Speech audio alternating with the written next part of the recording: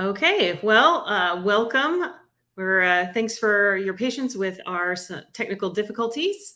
Uh, Student Doctor Network is very excited to be live with Michael Johnson, who is a physician's contract attorney. So, well, let's just go ahead and dive into it. And first, Michael, if you want to introduce yourself and speak to how you got into the area of physician contract negotiations and law, I think that'd be a great way to start. Sure, sure. So it all started, I was swiping around on Bumble and I matched with a very beautiful girl that would eventually become my wife. She was a medical school student about to go into psychiatry residency, and I was smitten very, very quickly. And I've been practicing law for a couple years, and I realized that maybe physician contracts would be a significant part of my life. Um, so my wife is a psychiatrist now practicing. She's been out for a few years. So we went through the whole process of evaluating and negotiating contracts for ourselves, for Allie's contracts. So after going through that and helping some of maybe Allie's upper levels negotiate their contracts, helping her look at some moonlighting contracts, I decided to start a solo practice called Michael Johnson Legal in 2019, in August of 2019. And since then, my primary practice areas have been helping small businesses in a general counsel and litigation um, way, and then also helping physicians understand, evaluate, negotiate, and sometimes enforce physician contracts. The physician contract piece has taken over my practice pretty much at this point. We've been very busy with that. We added a lawyer, Esther, out of the New York City metro area last fall, and we recently added a very soon to be lawyer, Jake, out of the Dallas Fort Worth area. He recently took the bar and joined the firm a few months ago. So yeah, we're a small but growing law firm, and we just make it our business to understand physician contracts, all the different ways that physicians contract for work. We do employment contracts, partnership agreements. We'll do locums contracts, 1099 arrangements. We'll help folks starting their own private practices in certain instances. But yeah, there are tons of nuances, tons of details around how physicians contract for work. So our goal with the law firm is to help simplify this for physicians, help give them an opportunity to kind of understand the legalese, understand maybe the business side of practicing law. A lot of what we do, intersects with like law and economics and business of practices of hospitals, of large employers, that sort of thing. So we help physicians understand how this works, negotiate their contracts a bit, try to make them a little bit better, and then help them when they want to exit. Great. Well, thank you for all the details and going through all of the ins and outs. I know there's a lot there for folks. We do have a number of folks who are on the line. If you are interested in asking a specific question, you can go ahead and put that in the comments on YouTube or Facebook, wherever you're watching, and we can bring that over and ask Michael ask him those questions. We do have a few questions that we have queued up, so we'll go ahead and start with one of those. So the first one is, what are some of the pros and cons of practicing in academics versus private practice and hospital large group employment settings? Yeah. So one of the first questions that you should try to answer, even before you start interviewing, before you start picking out employers or going on site visits, that sort of thing, is what practice setting do I want to be in? What fits my personality? There are some important differences between different practice settings. And I think that one of the most common reasons that physicians might change jobs earlier in their career is to switch practice settings. Sometimes they switch within the same practice setting. So they switch from one academic position to another academic position. But most often I see physicians in like that second step of their career, maybe 2 to 5 to 10 years out from training, if they want to change jobs, it's usually because they want to be in a different practice setting. So let's touch on, I guess, with very broad brushes here, some of the pros and cons that we end up seeing in our practice around these three practice settings.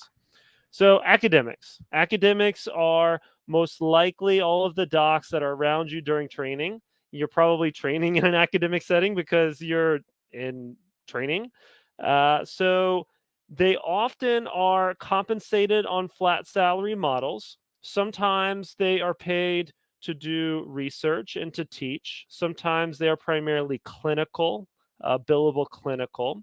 So sometimes their work obligations are not solely patient care, but also in teaching and research and that sort of thing.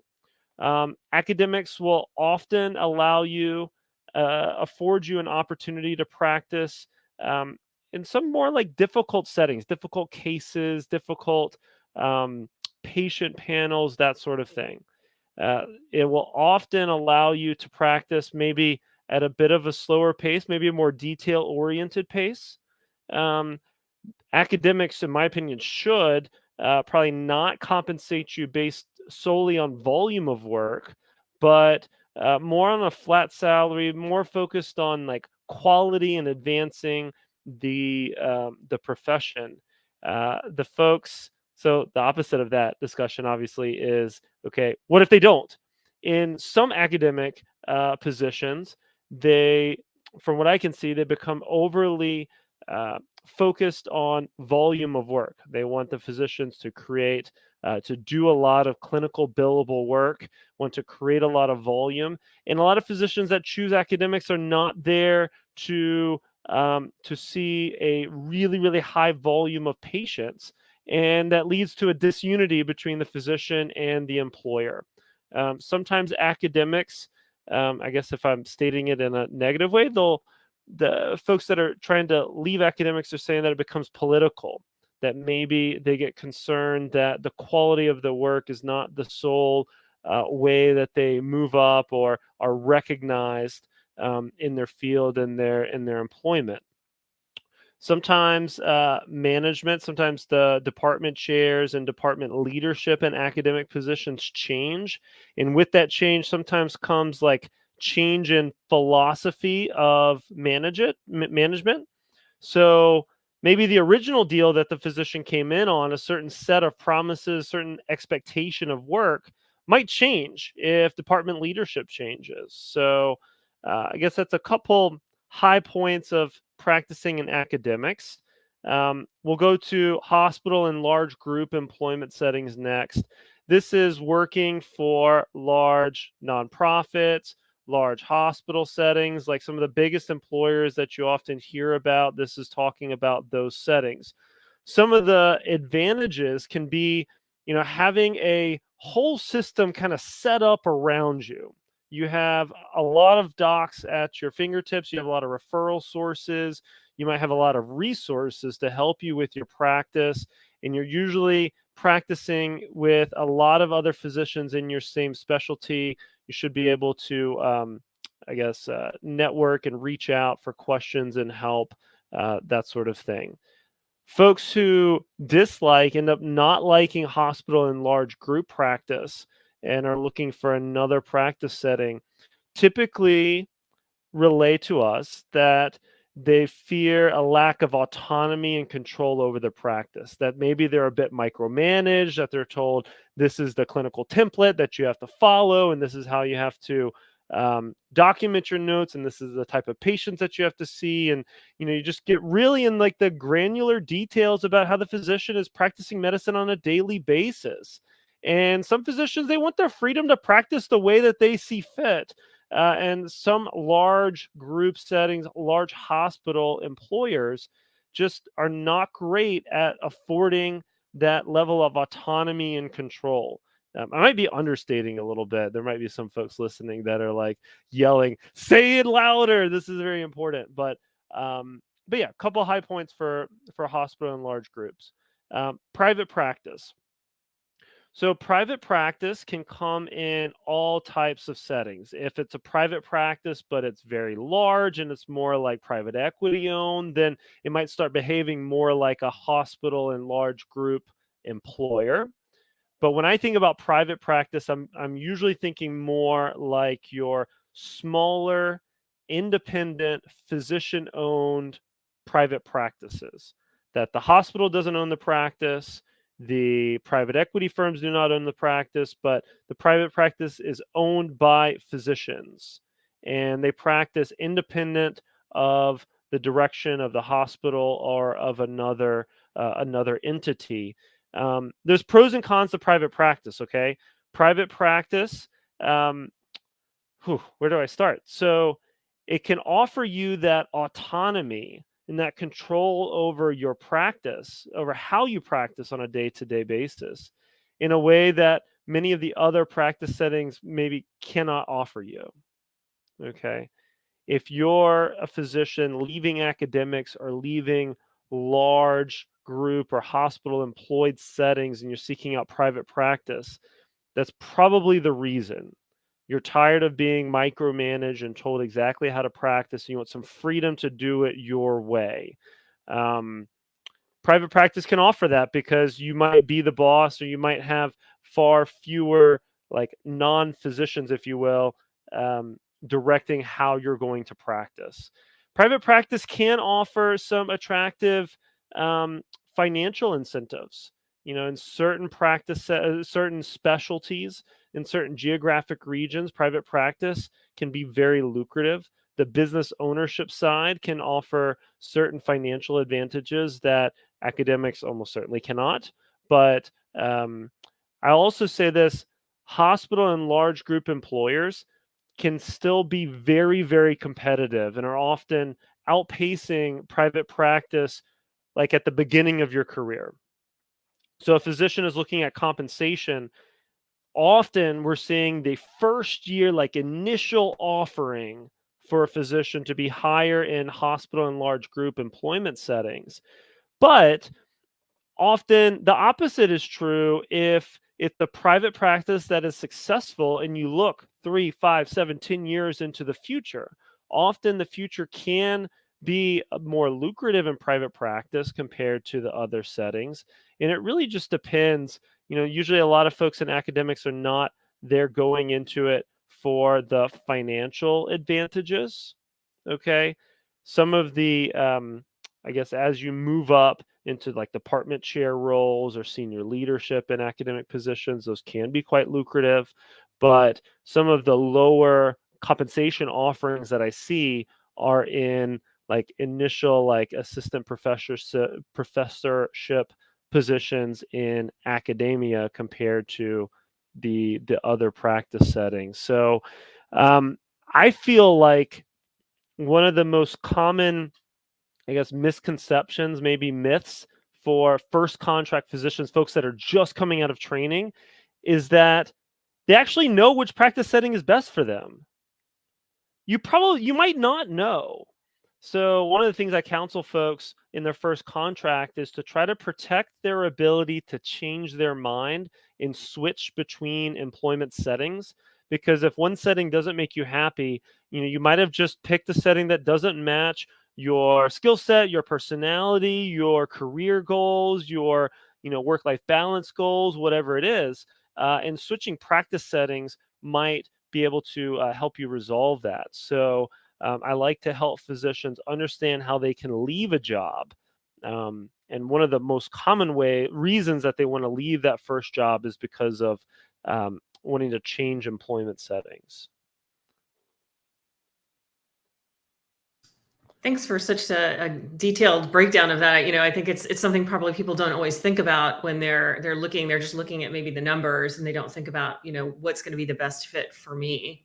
Yeah. We do have a question that came in from Nico Mata, and he's asking about practice valuation. So how do you value a practice? And then this is probably for those people who are looking at going into the smaller private practices. How do you value that before buying in? That's awesome. I'm literally drafting a blog about that right now. So very, very timely. Let's say you are a first contract physician and you want to join a private practice and you want to pursue ownership of that practice. You're in a pre-ownership track private practice. Not every employment position in a private practice offers the future opportunity of ownership. Okay, don't assume that. You must ask about that, understand what your options are. But let's assume for a moment that you have a pre-ownership track private practice opportunity. Often that will require you to work for the practice for 1 to 4 years on probably a compensation plan that is a little bit lower than the most lucrative like direct hospital employed opportunity close by. Sometimes it can be competitive, but it might be a little bit lower. Okay. So you're probably sacrificing something in the very beginning to have the opportunity to hopefully buy in as a co-owner of this practice in the future. I would take a hard look at the practice and determine whether this practice is worth your time investment and your money investment. Often, becoming a co owner of a business requires a buy in. You got to pay something to be a co owner of a business. The methodology for how much it's going to cost to buy into that practice can vary wildly. Okay, there's three main categories for practice valuation for buy-in purposes. It's going to be a little bit different for like selling purposes, but let's stick with buying in as a early career physician in a pre-ownership track. Okay, three main categories. Okay. One would be par value. It's just a random made up amount in the company's bylaws and their shareholder agreement that has no connection with the actual underlying value of the business. They just decide that this business has 100 shares and every share is worth $1,000. And if you want, 1/5 of the company, then you pay $20,000 and that's it. The company could have like a ton of assets and very little liabilities. It could be worth a lot on paper, but the par value evaluation just picks a random number and that is that. Okay. Um, the book value is when you take the assets of the company, meaning the cash in the bank, the equipment, material, supplies, the accounts receivables, um, anything that like the owes anyone that owes the business money.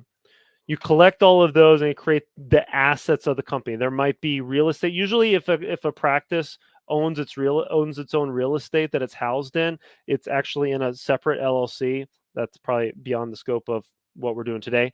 But you want to know about the real estate ownership that the practice is housed in. Make sure that you are maybe going to be offered co-ownership of that business as well. But you want to understand what are the assets of the business, and then you subtract all the liabilities. Does the business owe anybody money? Does were some of those assets, some of those equipment, the equipment was it purchased on credit? Is there a line of credit that's out for the business? Like how much does the business owe its creditors or owe others? And if the assets are higher than the liability, then the business will be worth something. It'll have owner's equity. So typically, book value measures up the owner's equity of the practice and divides it by all the owners, and that is the value of the practice according to it's called the balance sheet. According to its balance sheet, its books. Like when you think book value, it's like the old like CPA ledgers that you probably saw like Ebenezer Scrooge do in like the shows like way back, right? It's like this big book and you see how much everyone owes everybody. Book value is looking at only the balance sheet of the business. Okay. If you're doing some sort of fair market value analysis, now you're taking the revenue streams of the business and you're evaluating how valuable those future revenue streams might be to an owner. Often, a practice will have significant fair market value if it creates income in the form of corporate distributions and salaries over the norm. Let's say the norm in your specialty is $400,000 a year, but the private practice that you're in is so lucrative and is run so well that the owners, between their salaries and their corporate distributions, get to take 700 or 800,000 out of the business. That's a very valuable business. And assuming that your analysis that that value will continue, okay, now you should pay some sort of a premium for a future revenue stream that's significantly higher than if you were practicing in another setting. Okay, so you're looking at like kind of like Shark Tank type stuff. And if anyone watches Shark Tank, that's more like fair market value. You're looking at future revenues, and you're thinking that the business is going to grow more, and it's going to create value over just the value that the owners put into the business. Um, yeah. So if it's if the practice valuation for buy-in purposes is based on fair market value, then that number is going to be higher.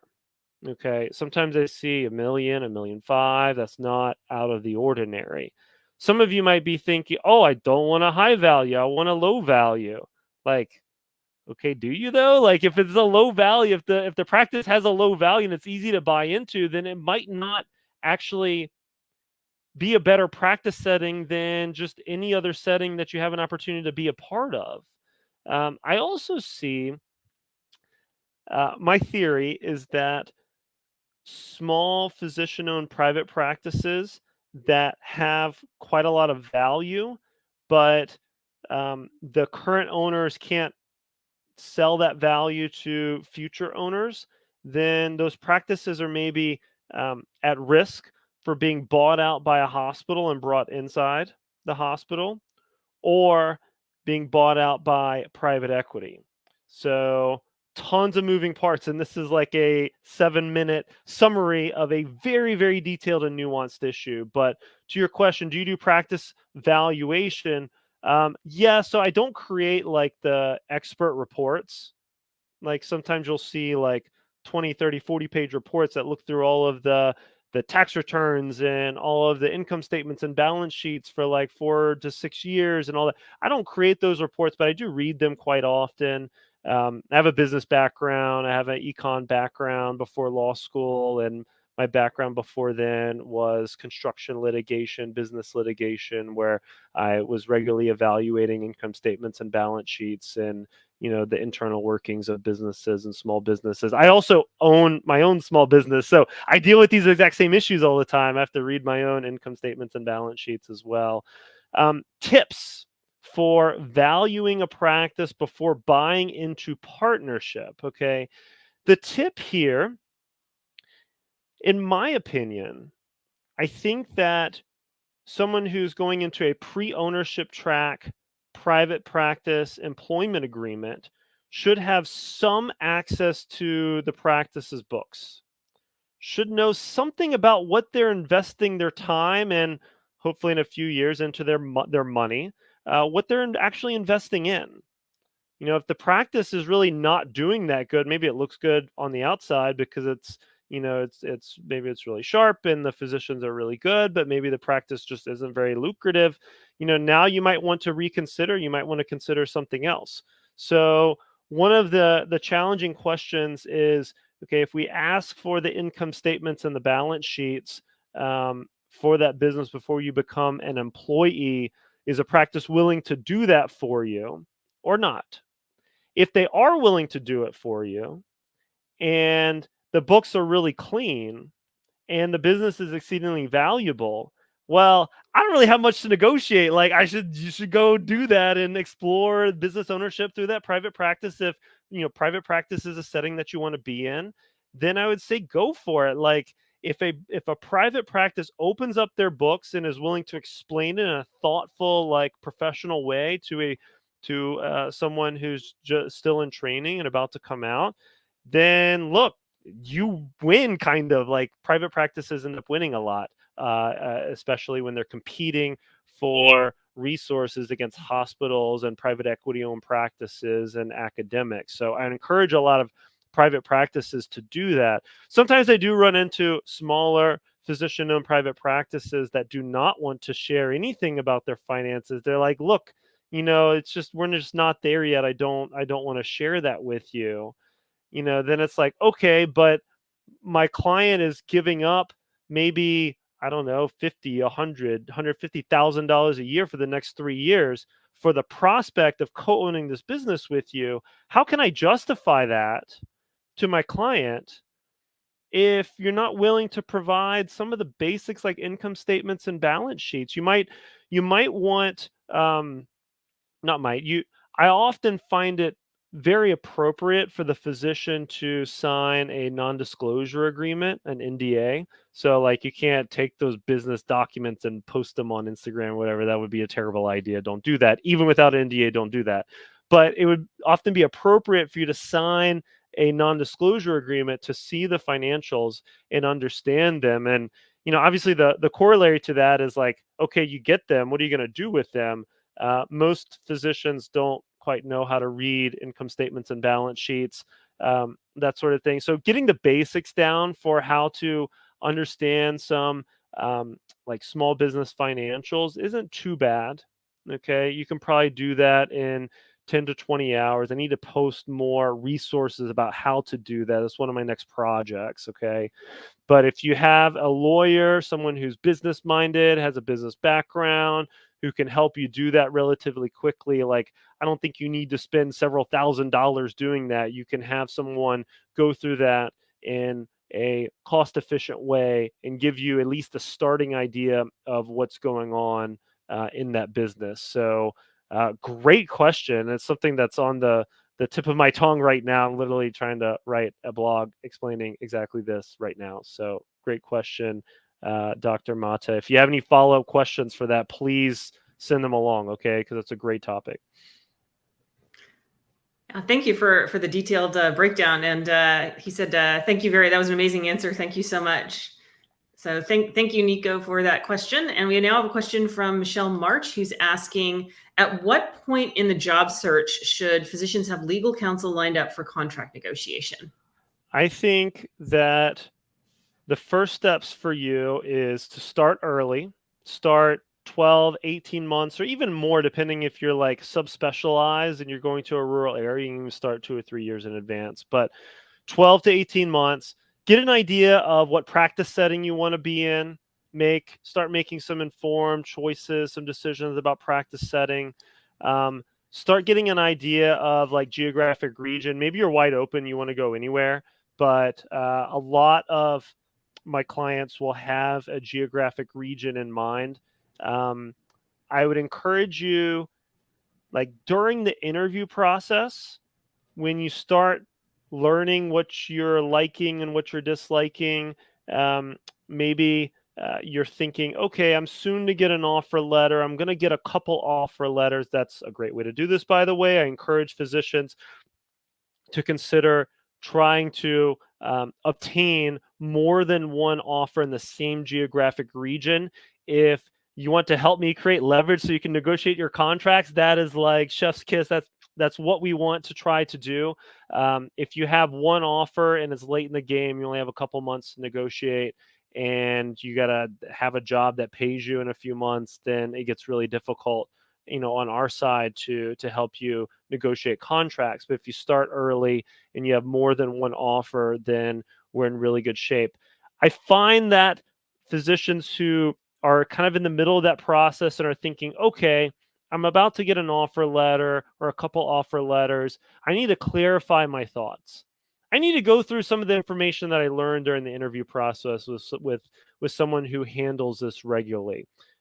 That's probably a really good time to reach out to someone like me, to someone who does physician contracts on a regular basis. By the way, lawyers, not all lawyers like understand physician employment contracts. There's a lot of like very specific nuances that are frankly just not taught in law school.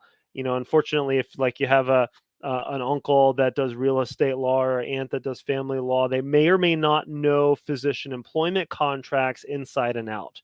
But the lawyers that do can really help you in this area. They can help you with like an initial eval during that like a late stage interview process, kind of clarifying your thoughts and clarifying what additional questions you might want to have, might want to ask, can kind of do a little bit of investigation and figure out what information you might want to seek out from the other local competitors before you get into the offer letter and contract stage, that sort of thing. It's also good, like sometimes lawyers get busy and sometimes lawyers actually have conflicts of interest. Every once in a while, I'll run into a client that is seeking a job that another client is seeking. So sometimes you might need a little bit of lead time to make sure you find a lawyer that can help you. Okay. I wouldn't wait until the last minute to do that. But yeah, during like the later stages of the interview process, I think is a really good idea. I also have meetings with folks that haven't gone on a single interview yet. They're like, "Hey, here's what I think might fit my lifestyle. What do you think?" And we have kind of a more of a preliminary discussion, kind of what we talked about in the first question with like academics versus private practice versus hospital employed. That can also be a good time to reach out and start to develop a relationship with a lawyer. Um, but yeah, if you have a contract in hand, then yeah, I think it makes a lot of sense to have a lawyer help you evaluate that contract, make sure you understand what it means for your career and your life plan, and what may or may not be important to negotiate. Physicians, like y'all are not trained on physician employment contracts. You're not trained on partnership agreements and the intricacies of small business ownership. Like this is not something that you train on. So leaning on someone, a lawyer that has experience doing this, can add a ton of value to your life. Also, to keep it in context too, your first contract for the vast majority of physicians, the first, let's say, 5 years of your first contract, you'll probably earn anywhere from, I don't know, 1 million to $4 million. So if you think about that in like the business context, like I don't know too many businesses that would kind of freehand or kind of wing it on a seven-figure contract. Like your first contract is almost certainly highly likely to be a seven-figure number. So having someone like investing in someone to help you through that process is a really smart thing to do. Great. Well, thank you for the question, Michelle. And I'm going to jump over here onto something that probably pops up as a question a lot, which is about RVUs. So what is an RVU and why does it matter for my compensation? Do I want a flat salary or do I want to be paid on production? And what does fee for service mean? So what are these different terms? Yeah, so all these terms kind of go together. The two main ways that physicians are compensated are either on a flat salary model where you're paid, let's say you're paid $300,000 to do whatever the employer asks you to do for about 46 weeks a year. Okay. Another way is to be paid based on your production. Under production models, you're not paid a day rate, you're not paid an hourly wage, you're not paid a flat salary per se, but your compensation will go up and down depending on the volume of work that you perform. The volume of work you perform is often measured by what's called an RVU. It's called a relative value unit. RVUs are numbers that are associated with all of the procedures that you perform, all the activities that you perform. Okay. The Center for Medicaid Services, CMS, publishes a list of all the different actions that physicians take. They're called CPT codes. You do something, there's a CPT code attached to that work. For example, if you're a psychiatrist, the code 99214 is one of your most common follow-up evaluation codes. Okay, you have a 20-minute or a 30-minute follow-up. That's a level 4 follow-up. Sometimes it's level 3, occasionally it's level 5, but level 4 is very, very common. That creates an RVU value of 1.92. Someone double check me. 1.92 RVUs per every 99214. Okay. That RVU number is tied to payment, tied to how you're paid. So if you're in psychiatry, a good employer that's paying a pretty high RVU rate might pay something in the 70s, maybe even the 80s in certain areas. If they're paying a relatively low rate, they might be paying in the 50s, maybe the lower end of the 60s. A lot of hospitals are in that like maybe middle to higher end of the 60s. It really just depends on your geographic region, that sort of thing. But understanding how much your employer is paying per RVU is important for your compensation. Also, understanding how like efficient your employer is at making sure you have the resources to actually practice medicine and not practice the business management side of things, but actually practice medicine, and do activities, primarily be doing activities that lead, frankly, to RVUs.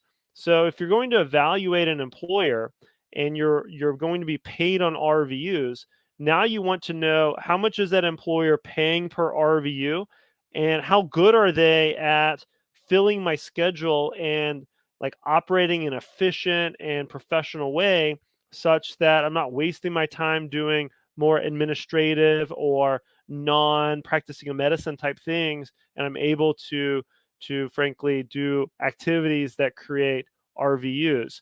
Some physicians really want a flat salary because that's what they're used to. Okay. If you're a early career physician, you may or may not have had like a summer gig in undergrad. Maybe you are, worked at a Starbucks where you made an hourly rate, or maybe you were like a lifeguard or something, kind of low, right? And then you went to medical school, and then you went to residency where you spent like your late 20s, maybe early 30s, maybe even further than that, with a very low flat salary, like wildly underpaid, like unfairly underpaid. Okay. Flat salary model. So now you're in your late 20s, early 30s, and all you've known is flat salary, and all you've known is like every 2 weeks I get a certain number, and that's how I plan my financial life. A lot of times I've got to pull physicians out of that mindset to understand what opportunities might be available under different compensation models. Okay. You might think, I just want a flat salary and I don't want to worry about this. But guess what? Your employer might require a lot of work from you. They might just fill your schedule with a ton of patients and require you to see a lot of patients in a really small period of time. And if that's the case, and if you want to practice in that model, then being paid for volume probably makes more sense, probably going to pay you more, right? But if not, then you might want to seek out a different type of model. Fee for service is just like kind of an overarching term that speaks to physicians being paid per like unit of work that is performed. Okay. By RVU. Occasionally, instead of RVUs, it'll be a percentage of collections. So, like, let's say you're in derm, like private practice derm. Okay, you're probably not paid on RVUs. You're probably paid a percentage of collections, 40%, 45%, 50%, depending on the practice's overhead and your volume, something along that route. So, in that model, you're paid on collection, not quite production. Very, very similar though. Your compensation still goes up and down based on the volume of work that you perform. You're paid a fee for your services. There are other ways that other compensation models that could do a better job of tying the physician's goals of creating healthy patients, frankly, to their compensation. Fee for service doesn't always do that perfectly. It pays you to do service. It doesn't necessarily reward you for patients getting better. So one of the I guess the critiques of the fee for service model is that it promotes more of a sick care type model. You are there to perform a service, not necessarily to treat the patient as a whole and get them better. If you're paid on capitation or some other types of model, maybe quality metrics, depending on how the metrics are set up. If it's a more of like a flat salary plus a quality metric component, then maybe you're paid on having a patient panel that is healthier than the average. Understanding what your compensation model rewards and penalizes can be very important to like creating a good fit for you. So yeah. We have a follow-on question from Jennifer Obasi, who asks, any tips for negotiating a competitive base salary and or with RVU to use MGMA data? So maybe speak to what the MGMA data is and like how you could potentially combine a base salary with some of the volume-based compensation. Perfect. Yeah, I think that's our next question on the list too. So MGMA, for folks who haven't heard of this, Medical Group Management Association. It's a group that collects a bunch of data about physician compensation. They aggregate that data and produce very detailed data sets. You can go online. If you purchase the data sets, it costs a few $1,000. Okay, so like not everyone's going to do it themselves, but you should probably ask your residency program to do it. You know, they should do it. Occasionally, I'll run into residency programs that will buy the data sets for their residents. But the MGMA data will basically show you where your compensation falls compared to your peers. There's usually a national level data set that combines like everyone, regardless of your practice setting, into one big pool and then aggregates that data. You'll see the 50th percentile in your specialty, the 75th percentile, the 10th percentile, the 25th percentile. You'll see how big of a group they were able to collect to create that data. So the MGMA data alone should not be, in my opinion, your primary or your only measuring stick to determine whether your salary is good or bad. Okay. It can be helpful to see with it if it's in reasonable ranges. Okay. Whenever I see a compensation offering that is like below the 25th percentile or above the 75th percentile, when it's outside of that middle range, then I'm thinking, okay, what does the job require the physician to do? A central piece of this should be of your physician contract, physician employment evaluation should be comparing your compensation against your work obligations. What are you actually required to do? And is that compensation fair and appropriate for that type of work? I see tons of jobs that pay at the 25th percentile of the MGMA data sets that are great jobs because they also ask for compensate or ask for work obligations that are consistent with the 25th percentile of work obligations, if you will. A lot of jobs that pay at the very high, the very top end of the salary ranges for a specialty also often ask for work obligations that are quite challenging, quite severe. They want the 75th percentile of volume of work to be paid in the 75th percentile of pay. So we can use MGMA data sets to get an idea of what the market is requiring of physicians in your specialty.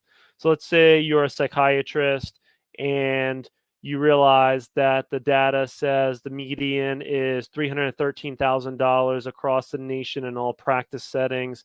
And that usually requires, I forget the number exactly, but let's say 6,000 RVUs. A little bit less. I think like 5,500 RVUs. So if you're now comparing employers, if an employer wants to pay you 375, 400K, now we need to say, okay, how many RVUs are you going to be required to make to maintain that compensation plan? And is that something that you want to do? If you're paid on the lower end, let's say instead of 313 as a psychiatrist, you're paid, 260, 270, 280, but you're only required to create 4,000 RVUs. And maybe you have 8 weeks of PTO, and maybe you have no call, or maybe you have freedom to set up your work template, like your weekly template, however you see fit.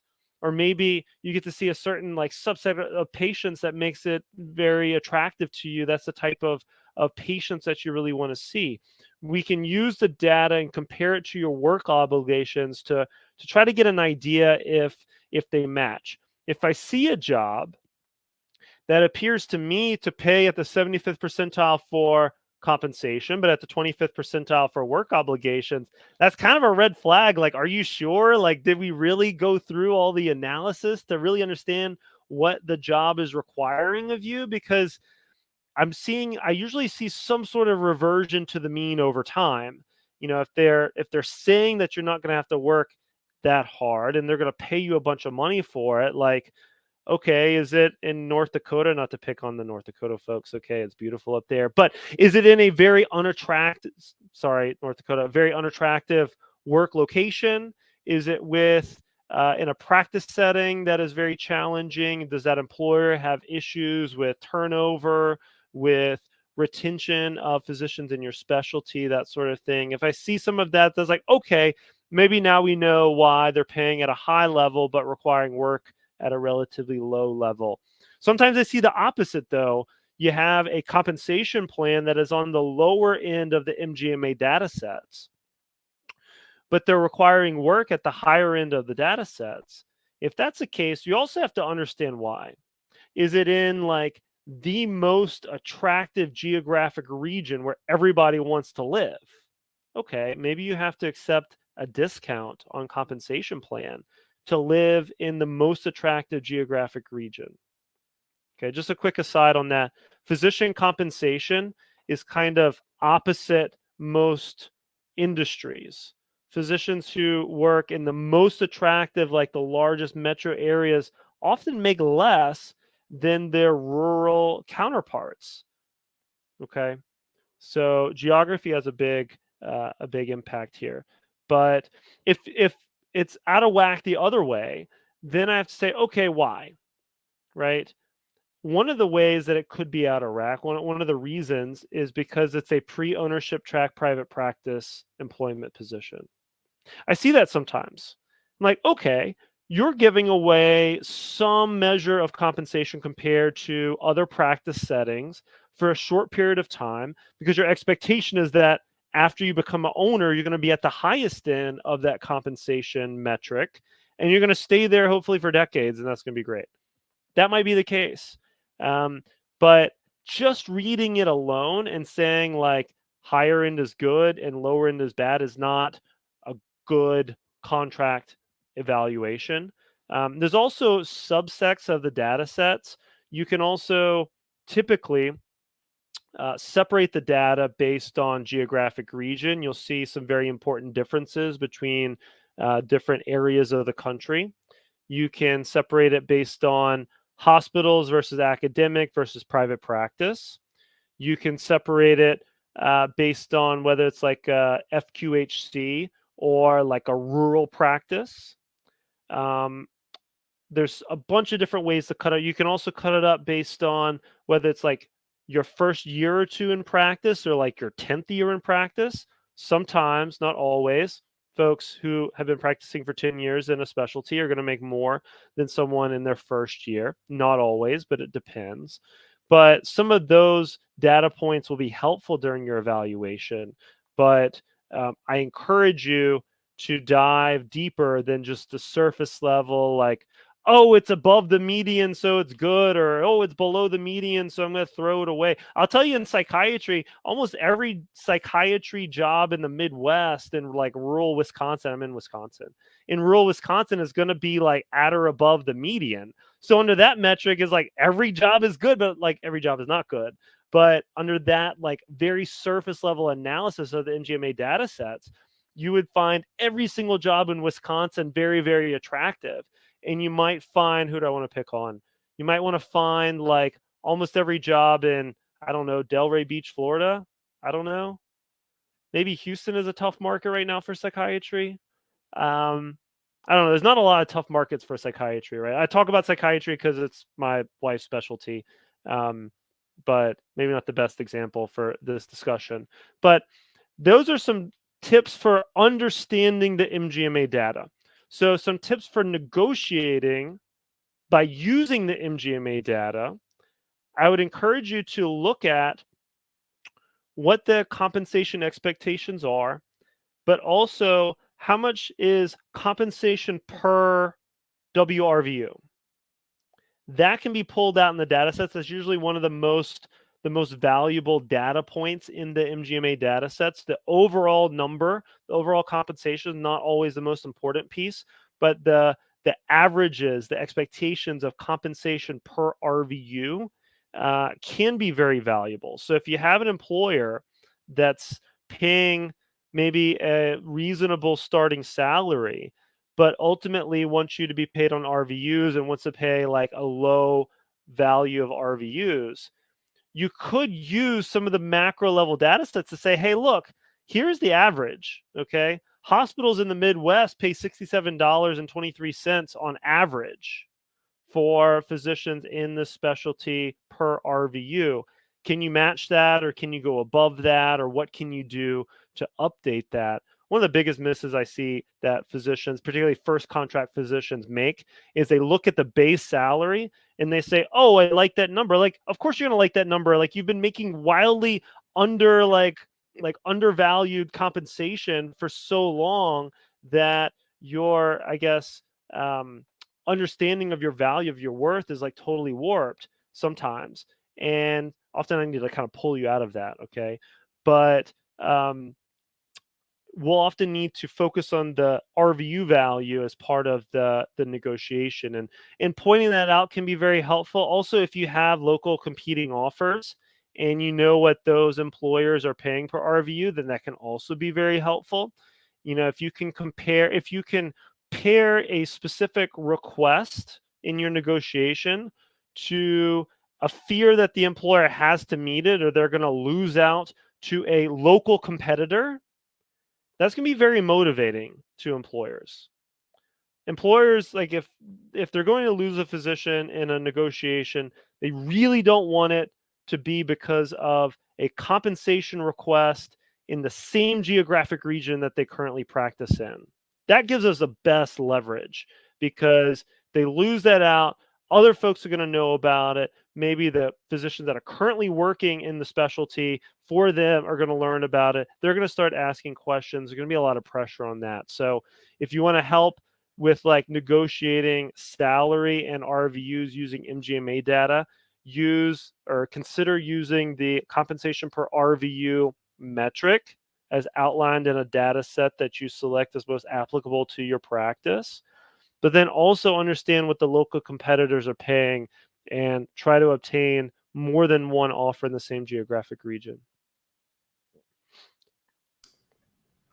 Great. That's a really good breakdown of things that people should look at. We are coming up on the hour here, but Nico had another question that I think is really good, which is red flags for a bad employer. So what are common shady things or themes that you see employers try to do? I think, it's like all those BuzzFeed articles about, how do you recognize toxic people? How do you recognize toxic employers as a physician? Yeah, look, the hide the contract is a good red flag. If you say like, hey, look, I'm interested in moving forward, I approve of the offer letter, but I really need to see the contract because I want to evaluate it with a lawyer. If they're like, oh, like, we don't do contracts, like, we will give it to you the day before you start 9 months from now, like, that's not negotiable, like, don't look at it. If they have a weird reaction to that piece, then that's a pretty big red flag. If they're not super interested in letting you speak to other physicians that are working in the same specialty in the same like location, that can be really challenging. If there's high turnover in your specialty at that location, you really need to know why. Is it because like two physicians had been there for 40 years and they just retired? Okay, like, give them a break, right? But if it's because they haven't had like, it's a group of 10 physicians that turn over by two physicians a year and it's been that way for 5 years, like 10 people have come in and out in the last 5 years in one specialty in one location, then that's a good sign that there's something wrong. Turnover. Hmm. I guess in a private practice, like pre-ownership track private practice setting, I would say a practice that has an emotional response to any kind of discussion about their underlying financials. If you're making a sacrifice, going back to our previous discussion, Nico, um, about pre-ownership track private practice, if they really don't want to talk about anything about their books, if they want to explain to you what the owners of the business are taking out of the business for salary and the average corporate distribution, like giving you the overarching picture of like what they're able to extract from the business and the business remains viable over time, then I would say, maybe there's something wrong. um, those are some of the main ones that come up. Um, yeah, so some employers negotiate, some employers really push back quite a bit. I don't think that the scorecard and the number of changes you get into your contract should really control. Sometimes I'll have folks negotiating two contracts at the same time. One there was 10 changes, one there was 0 or 1 change, and the 0 1 change is still the better option. Like it's not a scorecard. It's really just about what makes the most sense for you. um, it's really tough to deal with. You have to leave town non-competes, and it's really hard to deal with 2-year no out or 3-year no out contracts. If your contract has a 2 or 3-year term, but you do not have what's called a termination without cause clause that you can't use for the first 2 to 3 years, like you literally can't leave unless the employer like stops paying you or goes bankrupt. Like you don't have the legal right to exit that employer unless there's like a big problem. For me, that's a red flag. Okay, that's really challenging. Being stuck in a job that maybe makes you unhappy for like a 2 to 3 year term without a right to leave, and maybe you have a non-compete that requires you to leave town if you ever want to tell that employer no and seek out a new job, that can be a red flag for a bad employer. I wouldn't try to negotiate both of those things on the front end, obviously, or at least like ask about it, at least advocate for things that make changing jobs early in your career a little bit easier. Um, Other red flags. Um, I would say every once in a while, okay, I'd say maybe 1 out of 200 or 1 out of 300 contracts that we negotiate in the firm, will we have an employer that will like actively tell the physician, like, do not hire a lawyer, do not bother reading the contract, like don't do any of that because we're not going to negotiate anyways and the contract doesn't matter. Like, yeah, it does. And I think something like on those lines, that aggressive is a red flag. I think it's about it. Great. Well, thanks for breaking that down. And we have one question here. I think it'll be a quick one, so I'm Cool. going to throw this up from Jennifer Obasi again. She asks, "Do you counsel physicians across the country or only specific locations and states?" Yeah, so lawyers that help physicians on evaluating and negotiating contracts, they can help across states. A lot of times physicians are looking in multiple states, and physician contracts are very, very consistent across the states. Occasionally there are some state specific issues. But yeah, you can, and we do that. It really just depends on what you're looking for. If you're looking to buy a practice, then you almost certainly need someone in that state to take a look at it and help you with that aspect. But the transactional piece, making sure you understand the pros and cons of that contract, you're comparing it against the national level metrics, and you are negotiating it. Yeah, we can do that in other states. Great. Well, I really appreciate it. No, and is there anything else that you want to share with folks before before we close out here? Sure. If you enjoyed hearing me talk for this long, I appreciate it. I'd love for you to add me on Instagram at Physician Contracts. I also have a blog on my website, michaeljohnsonlegal.com or physiciancontracts.com. I have both of those. And yeah, I encourage you to be thoughtful about your process picking your first job.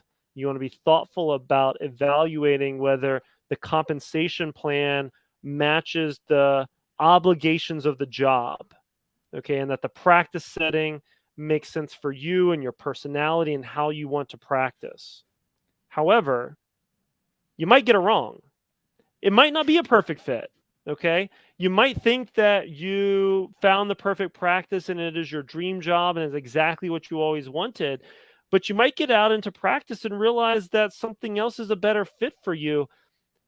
Consider evaluating and negotiating your contract to protect your option to pivot, to leave that first job relatively comfortably, to change your minds. A lot of first contract physicians miss on that exit strategy component.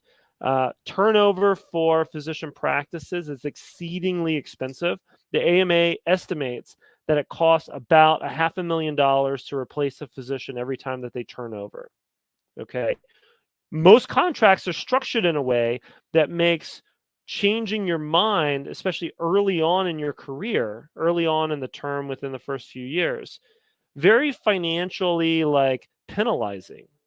So consider evaluating and negotiate your contract on those terms. Try to negotiate for a contract that doesn't make you feel golden handcuffed, that you have the option to leave, you understand your exit strategy, just in case you want to change your mind, you want to pivot. Great. Well, we really appreciate you taking so much time. I think it's fascinating to me, and I'm sure, we got a lot of great questions and comments and lots of folks saying thank you in the chat as well. Awesome. So I just want to, on behalf of the Student Doctor Network, we want to say thank you again for taking an hour out of your evening to do this webinar. And again, if you want to talk to other folks about what your experiences are on contract negotiations, things like that, Student Doctor Network forums are a great place to go.